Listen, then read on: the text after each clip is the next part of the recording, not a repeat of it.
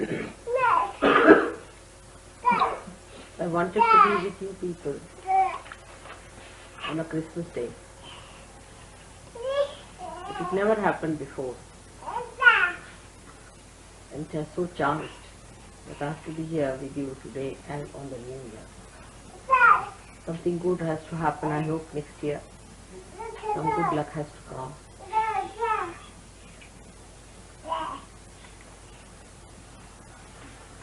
Life's work was very unique. The whole thing was a very unique thing. It was planned in such a manner that he was to be born in a place. It was very humble, because he came to teach us humility. The word teaching in the English language means telling about it, talking about it. But when I say teach, I mean create, to activate within us humility. Actually, he came on this earth, first of all, to create a space within us, at the Agya Chakra, by removing the hurdles of the ego.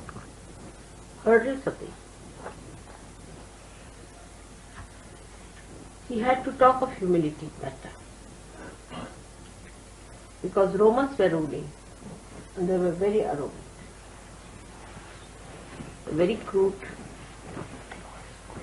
uncouth, underdeveloped, we should say, not at all evolved.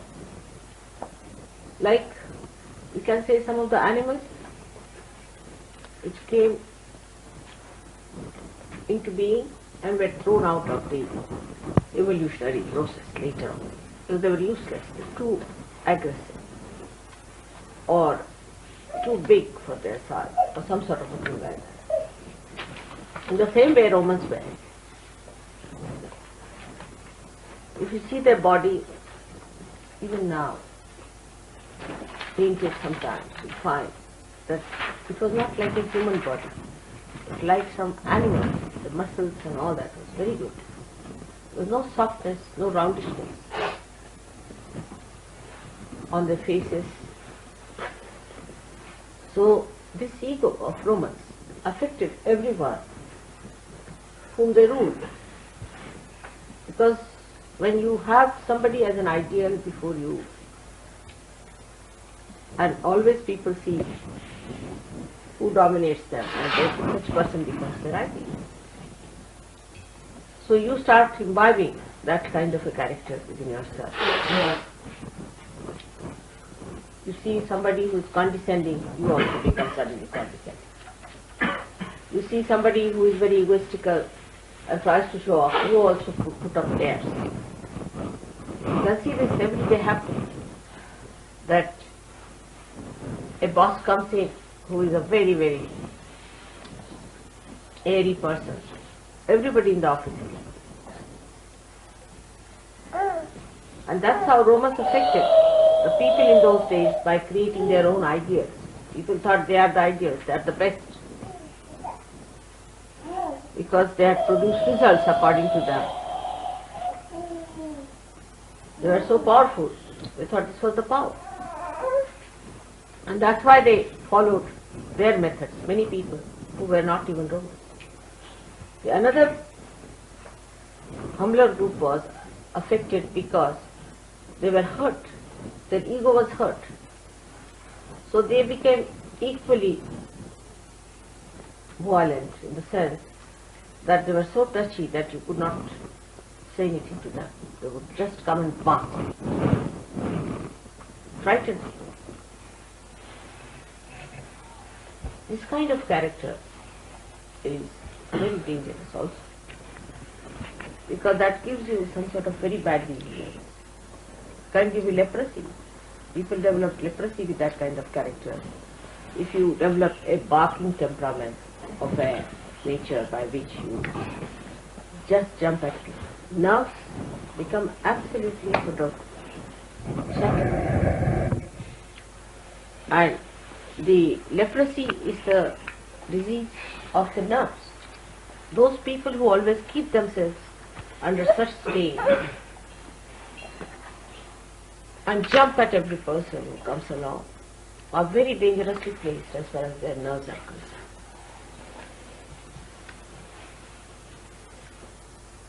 And then a horrible type of virus, you know that, which creates leprosy, attacks these nerves, can attack, because they are very vulnerable, this kind of people who jump whatever. That's why there was so much leprosy. In that small little place, there were so many lepers, because their nerves are shattered.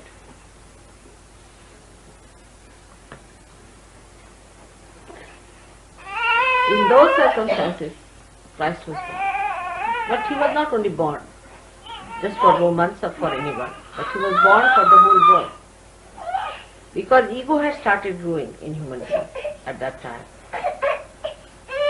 and had developed quite a lot as far as the Romans were concerned. And that demarcated the way human beings were going on. So they had to be controlled first of all. And Christ had to come at a time where a balance was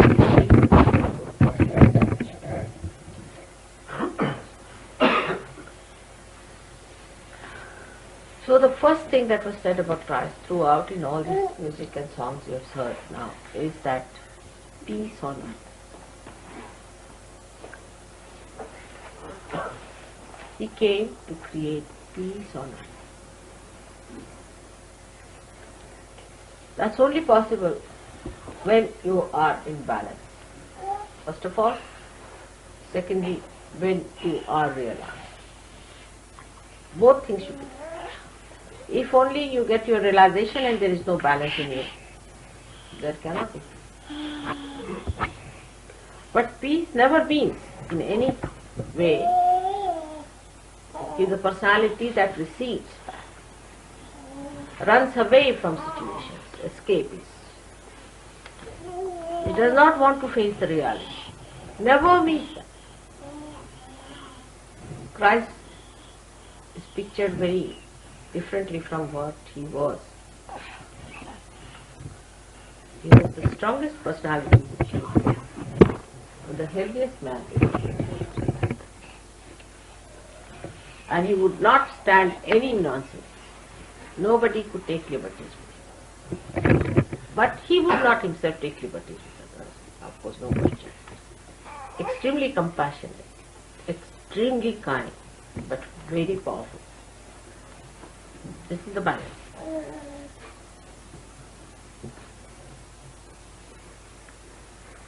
So he came on this earth to create peace within us. On this earth there is no peace. Why? What's wrong? It's only the human beings are wrong. Where is peace? Within yourself. Who is violent? Human beings are violent to each other. Ego developed subtler ways and subtler ways. Then provocative ways started coming up also from the super ego.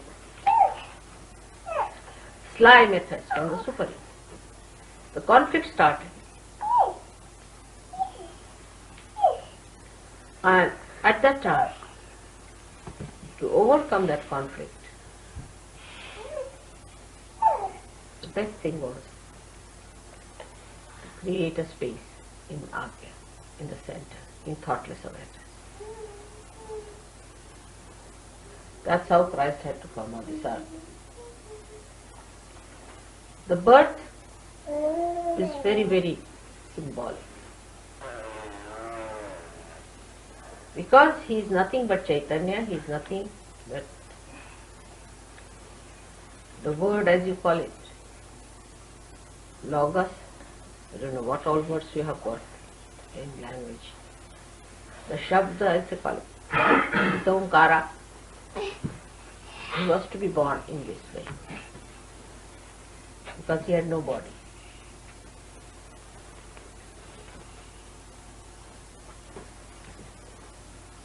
And the subtlest of subtle he had to be. Because the work was very subtle, sukshma. That's why he was born like that. It's very poetic to see him lying down in a manger for people. But look at it. The king of heaven should. So now she herself understands.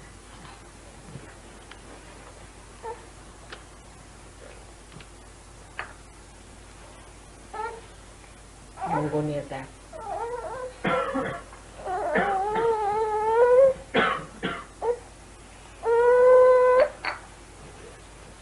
So the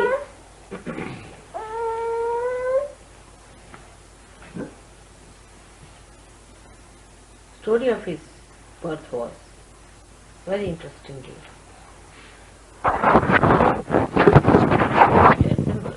that he came in a humble place because people were so proud of their money, so arrogant because of their power that they have. Even today, all the Christian nations are like that. Surprisingly, Christian nations should be so arrogant and so power drunk and think no end of themselves because they are affluent.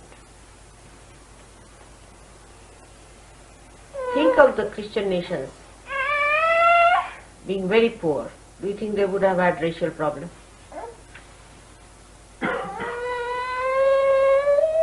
They don't have racial problems with Arabs. Not at all. As simple as that. No problem with Arabs. They have no race. Arabs have no race. They have money. Money race. Those people who hanker after money are only bowing down to money. They have no respect for anything else but for money.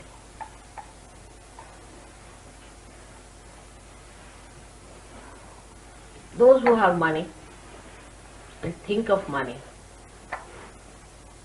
are another lot which is going to go out of the circulation of evolution. That's going out already. The second lot is the one which was like Romans. They had a fall, they all finished because they were power drunk. They drank away. Their civilization completely finished off and they are out. You see in Portugal, you will be amazed, it's happening there. The ego of Portuguese was so great, you can't believe that country is a desolate country. There's nothing now. Huge big buildings which you see, and you know they must have been rich once upon a time. And there's nothing left with them except for their antique shops which are never open. This kind of an ego is again revived. And that revival came up, imagine, in the name of Christ. Imagine. They purchased people to be converted as Christians. They gave them money. It's all money propositions, money enterprise going on.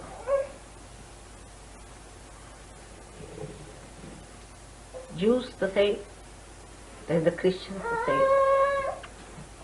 He was born in a manger for a little child to be put in a manger by the Mahalakshmi. It's too much.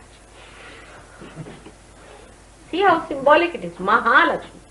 It's not Lakshmi, but Mahalakshmi. To put the child in the manger. No place. We have at least Shaisham Road. Warwick Road, Brahmam Gardens, Hampton Square. But the child was born and was put in the manger. The humblest thing in this world is a manger. The humblest of all, a crib. The highest is put in the manger.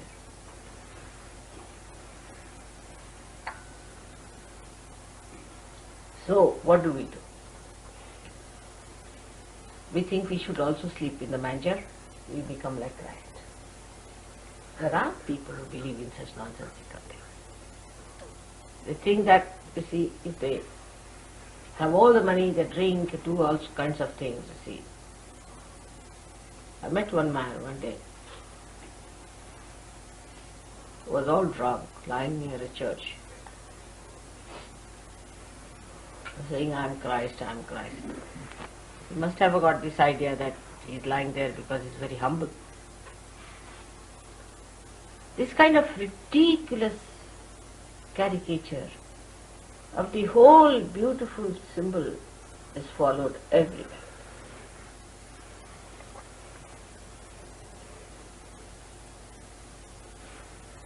So the arrogant and the egoistical might say that why, if he was the king, why was he born in the manger? Why was he kept in the manger? Everybody will have their own concept. Even there are people in India who are stupid people, not wise, who say that he must have done lots of bad karmas to be born like that. Because to them, karmas give you more money. Means God is not so unintelligent. If you do good karmas, you become men of God. You become seekers.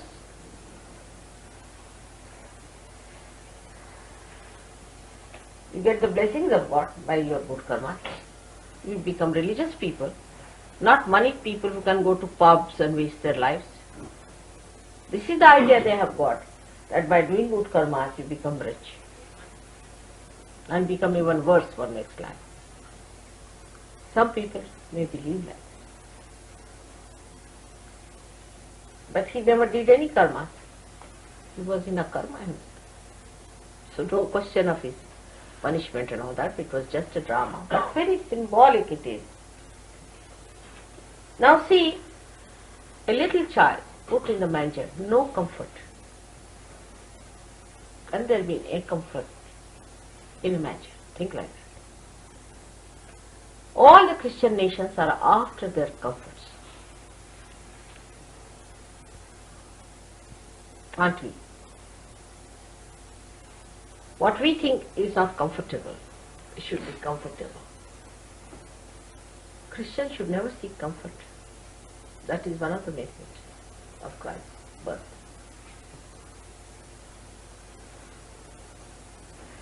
If they seek comfort, then they are away from Christ. Because he was born in a manger. No comfort was provided for him.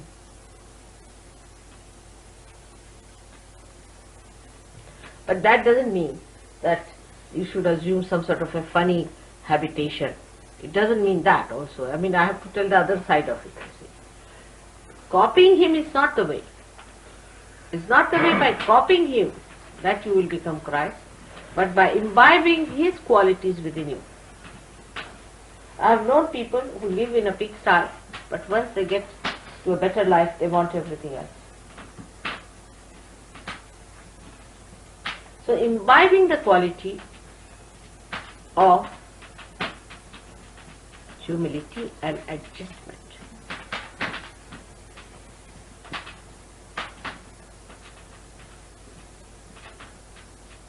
Humility and adjustment.